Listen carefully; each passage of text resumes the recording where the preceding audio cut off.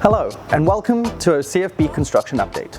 Today we're at Vivian Field Middle School, which is getting a major renovation thanks to the incredible support by our community as part of the 2018 bond construction. Since May, our exceptional partners at Jackson Construction and the school administration have been working tirelessly to figure out how to run an active site and school in the same building. Today we're going to do a walkthrough with Principal Chad Hunter to see what's going on. Come on in and have a look. We're here at the front of Vivian Field, or what is currently the front of Vivian Field. At the conclusion of construction, this will actually turn into flex space for small group instruction and parent meetings. So we're currently standing in the Fine Arts hallway. Behind this wall is actually the construction zone.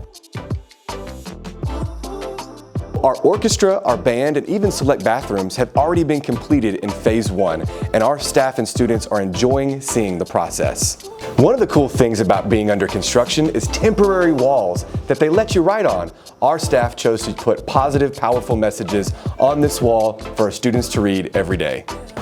So we know it's not always ideal to be in a temporary portable building, but CFBISD and Jackson Construction have really taken care of us with new sidewalks and building ramps for access to all portables. And all the same functionality that our teachers have in the building, they have in these portables.